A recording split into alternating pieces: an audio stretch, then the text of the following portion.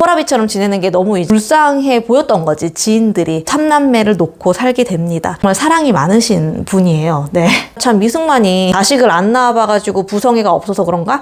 고려대 학생이었던 시절에 그런 순수한 마음에 반대한다. 누구보다도 폭넓은 인생을 살았던 사람이고,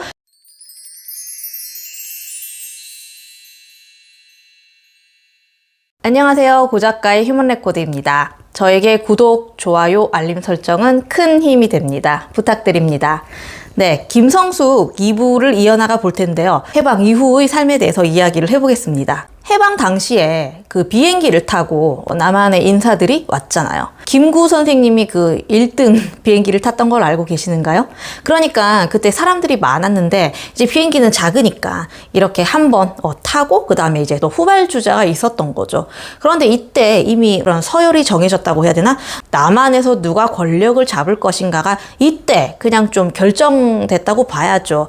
우리가 이제 김원봉에 대해서 호불호가 갈리는데 그냥 저는 김원봉이 뭐 좌쪽도 아니고 우쪽도 아니고 그는 그냥 그런 이념 같은 거는 별로 좀 신경 안 쓰고 오직 조국만 생각했던 사람? 그러니까 좋게 얘기하면은 조국만 생각했던 사람이고 좀 안 좋게 이야기하면은 기회주의자였다라고 생각을 하는데, 이유가 좌쪽에서도 이렇게 좀 도움을 받을 수 있는 건 받았고 중국에서, 그 다음에 우쪽에서도 국민당 장제스에게 돈을 받았단 말이에요. 좌우 모두 좀 이렇게 다리를 걸치고 있었기 때문에 좀 좌우에서 다 별로 안 좋아했단 말이에요. 도대체 너는 어떤 색깔이냐.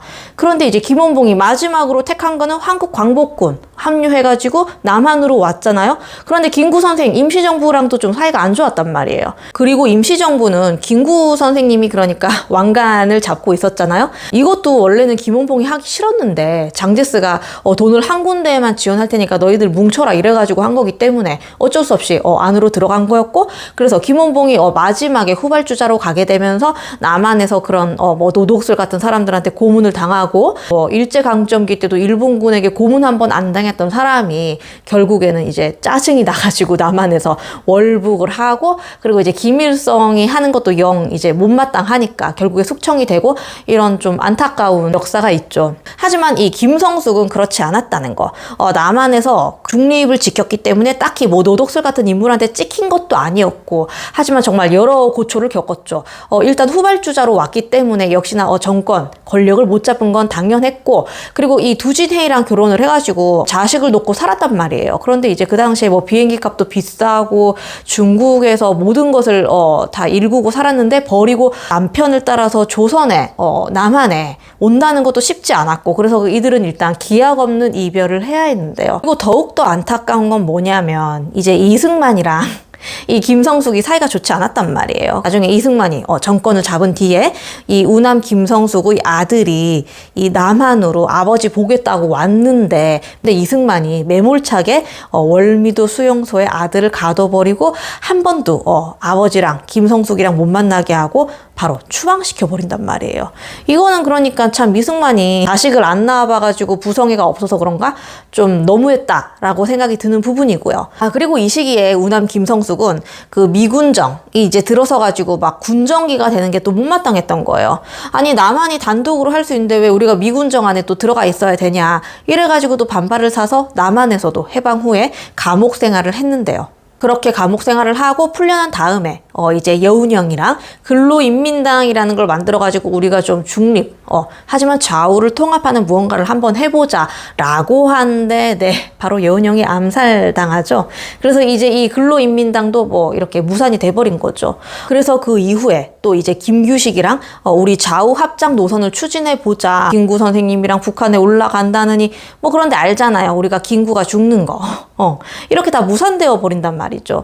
그런데 참 특이점은 뭐냐면은 여기서 김구랑도 손잡으려고 하고 김규식이랑도 손잡으려고 하고 여운형이랑 손잡으려고도 했고, 그리고 극좌파에서도 이 김성숙에게 러브콜을 보내온단 말이죠.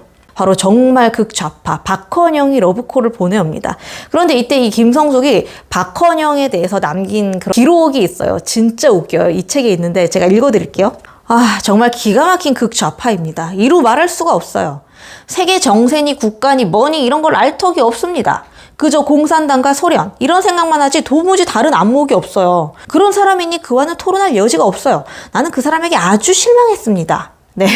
이렇게 말을 하고 있어요.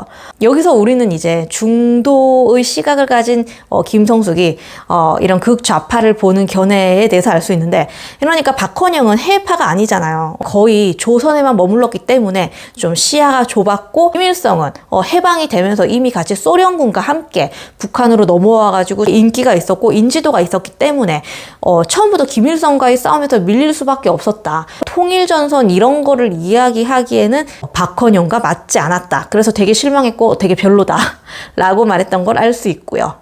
그런데 4.19 혁명으로 인해서 이승만이 하야를 하고, 그리고 또 5.16 군사정권이 들어서고, 그래서 박정희가 정권을 잡게 되죠. 이때 박정희가 1964년에 한일 수교를 하게 되는데, 우리가 알고 있는 이명박 전 대통령이 고려대 학생이었던 시절에 그런 순수한 마음에 반대한다, 이런 한일 외교 정말 굴욕이다 이러면서 막 시위에 나가가지고 막 수감되고 그랬던 시절에 바로 이 우남 김성숙 선생도 함께 정말 이런 굴욕회담에 응할 수 없다, 반대한다 이러면서 막 같이 시위를 나갔던 시절이 있었다는 거. 박정희 정권 당시에 이 우남 김성숙이 이제 서운을 받을 수 있었어요. 왜냐면 이제 독립운동가를 이제 했기 때문에 이제 그때 박정희는 너무 김성숙이 싫었던 거지. 그래서 그 서운에서 빼버립니다. 이 우남 김성숙 선생은 너무 자존심이 상해가지고 서운 신청을 직접 하기가 싫은 거야. 그래서 그냥 됐어, 필요 없어, 안 할래 이러고 하지 않습니다. 그래서 이제 뭐 가족도 없잖아요. 호라비처럼 지내는 게 너무 이제 불쌍해 보였던 거지, 지인들이.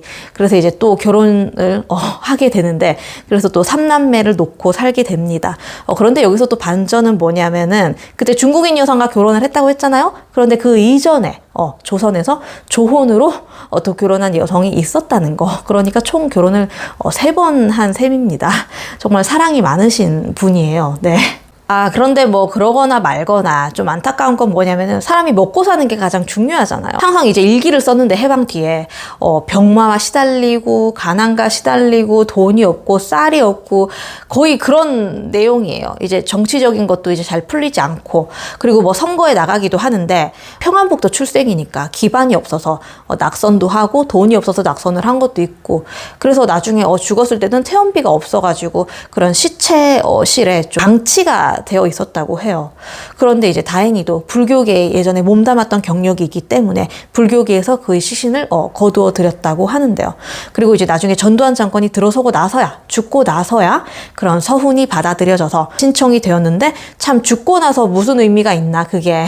그런 생각이 들고, 김사는 33 정도에 죽었지만 71에 죽었으니까 그 당시는 장수를 한 건데, 참 장수를 해가지고 남한에서 볼 꼴 못 볼 꼴을 다 보았다.